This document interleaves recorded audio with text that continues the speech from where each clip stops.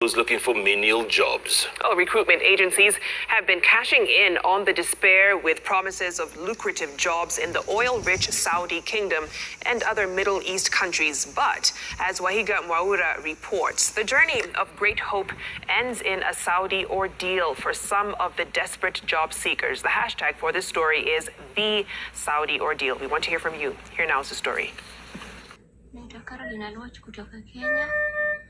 From Homa Bay County. Penye nilikuwa nateswa, niko mgonjwa sana. Tusaidieni. Wakenya tusaidieni. Tusaidieni. Jameni, tusaidieni sisi wa Kenya. Angalieni venye tuhangaika huko. And this is the highest time government must regulate issue of employment agencies. There is a very, very big problem of unemployment, and especially the youth in this country. The opportunities out there are crazy.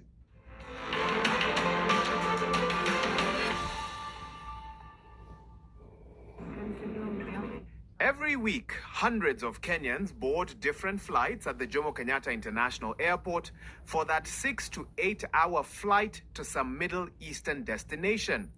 A majority have been unable to find gainful employment in Kenya, and this is a desperate dash to what they believe are greener pastures.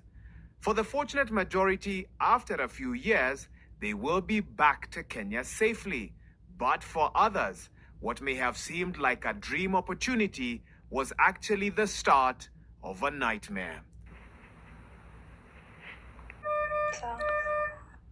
Steve Oluoch is watching the last recorded video of his sister, Caroline Oluoch, filmed on or before the 12th of April 2021 from her hospital bed in Saudi Arabia. Nilikuwa nateswa, na niko mgonjwa sana. Natamani naomba sana mnisaidie niweze kufika nyumbani. Nitibiwe. And when she was unable to send video messages, she would also send voice notes. I have a problem. Please, embassy, help me. I've been reporting the matter to the police station several times, but they have not helped me. Now I'm in hospital. From 2020, Caroline had issues with her employer, and she used to tell the sister of Beryl that the family were mistreating her, that she was being tortured, and at some point she was in hospital. That continued for a while, and she used to send the sister some video clips and some messages back and forth, just seeking for help and requesting the family members through Beryl to be helped to come back. But that didn't happen until the family were notified of her death on 14th of April. There is a lot of contradictions to the reports that we get about the death of Caroline. First of all, on 5th May, there was a report that said she was found dead in her room. The boss was there, the police was there, and also the doctor was there. Later on, there was another report that was given over there in Saudi that claims she was found dead in the bathroom in the hospital on 14th April. So how are these things related? 2 months after her death, through the combined efforts of several stakeholders, the body of Caroline Oluoch was flown back into the country on the 10th of July 2021. Akaniambia huyo sponsor wake madam anamlazimisha apande ngazi akipanguza windows. Then from there aliteleza akaanguka. Kuanguka alipelekwa OC, akapewa Piriton and Panadol pekee. Although the family had been informed that Caroline committed suicide, a post-mortem conducted on her body in Kenya revealed that Oluoch had neck compression and some blisters in the body, leaving a lot of unanswered questions on how she really died. Any death that occurs over there, it's usually purported to be suicide in the first place. So from the reports we had with the pathologist, the body had several injuries. On the 21st of July 2021, Francis Wahome, the chair of the Association of Skilled Migrant Agencies of Kenya, also known as ASMAC, on Citizen TV's Daybreak show, alleged that the death was a suicide. And our Kenyan people were on the ground there in Saudi Arabia, and they satisfied that the girl committed a crime. She committed a suicide. That was the nature of the death. Once in Odur, the autopsy or government pathology says the body had compressions on the neck and some blisters. This is very different from the version from Saudi Arabia. Okay, but they are, even the doctor is not telling us this lady died in the hand of a Saudi citizen or in the hands of another immigrant.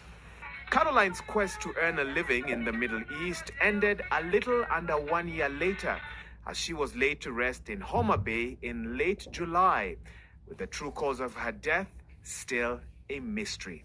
What I can say,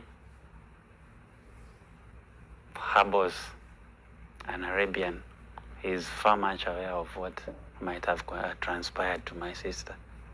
He knows. So all the fabricated reports that we received from that place, we know, even the way we're seeing it, all those reports are fabricated just to cover up. But for Caroline's family, they at least were able to give their daughter a befitting send-off. The mother of Maximilia Muhadia turned up at the gates of the Royal Media Services in Nairobi on the 6th of August 2021, desperate to have her voice heard. We thereafter visited her at her sister's Syokimau home a few days later, where she explained that her daughter died in Saudi Arabia nearly 3 months ago, and the body was still overseas. Mwezi wa tano, tarehe 14, tulikuwa tunaongea na yeye. Tarehe 14 wakaanza tu visirani kwa nyumba. Akaniambia, mama, naona hii nyumba visirani zimejaa sana. Sijui nini inaendelea, sijui shetani ametoka wapi. Ikaendelea tu hivyo, akaniambia nataka upigie watu wa ofisi simu uambie huyu agenti wangu anisaidie, ninaona ya kwamba kwa hii nyumba maisha yangu yako hatarini.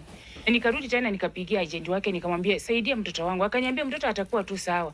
Hati hao watu wanasema lazima wamalize kwanza idi zao siku 2 ndio waende wamshughulikie. Na indini ndio tuliongea na mtoto wangu mara ya mwisho, na akaniambia mimi nimeona juu sasa huyu agenti wangu anishughulikii, mimi nitoke kwa hii nyumba nikimbilia mikono ya polisi, labda ndio nitaokoa maisha yangu, lakini naona maisha yangu yako hatarini. Na alikuwa amenyimwa chakula kabisa, amenyimwa kuoga, amenyang'anywa simu. Hata simu yenye tulikuwa tunatumikia sasa ilikuwa ya huyo msichana mwingine. Alikuwa amenyang'anywa kila kitu. Sasa kwa inaenda hapo hivi kufika tarehe 20 sasa mawasiliano hatukuongea na yeye tena. The family believes that Maximilia died on the 20th of May, and they have been trying to bring her body back ever since. Tangu wakati huo mpaka leo tumezunguka tujapata ripoti yoyote. Nikauliza msichana yangu alikufa aje? Agenti wake ndiye aliniambia ati msichana yako alitoka kwa ghorofa akaanguka chini, alifunganisha shiti akaanguka, lakini haikuwa hivyo. Msichana yangu aliwawa na tajiri wake. We accompany Violet on what has now become her daily routine. She makes her way to various government offices to seek for any information on the whereabouts of her daughter's body and when she would be able to lay her to rest. Alikuwa anapenda somesha watoto wake juu sisi maisha yetu ilikuwa ya chini, na akatamani asomesha watoto wake vizuri, akatamani sisi wazazi wake tukae vizuri, na akatamani akasema akitoka huko Nyeri afanye awe tu mfanya biashara akilinda watoto wake. Citizen TV independently reached out to Kenya's National Employment Authority to confirm the status of the repatriation of the body of Maximilia Muhadi, and they responded by stating that the procedure for repatriation of the body of Muhadia from Saudi is almost complete. NAIR is working closely with the concerned agencies to ensure that the body is repatriated soon. Unfortunately, narrations of the families of Caroline Alwoch and Maximilia Muhadia are nothing new, and thus may be not even shocking anymore to Kenyan society. Ever since the proliferation of the internet and social media in Kenya, videos like this one and others continue to spread virtually, showing the plight of Kenyans abroad. And yet, despite all that, hundreds still make their way to the Arab Gulf weekly with the allure of a better life and attractive pay. As we speak, there are an estimated 200,000 Kenyans working in the Gulf Cooperation Council countries, with 70,000 in Saudi Arabia alone.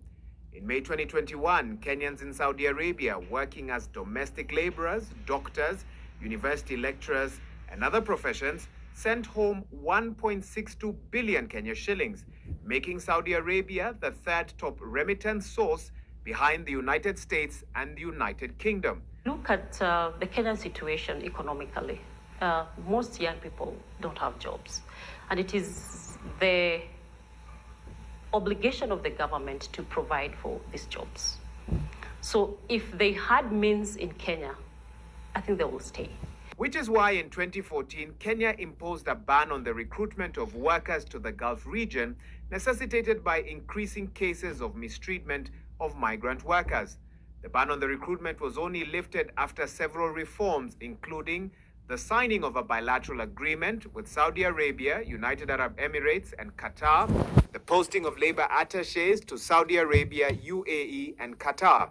In the deal agreed upon with Saudi Arabia, the expectations as per the bilateral deal were that they must take measures to ensure the welfare and rights of employers and domestic workers, endeavor to establish a mechanism for 24-hour assistance to domestic workers, facilitate expeditious settlement of contractual disputes and other cases filed before the Saudi authorities.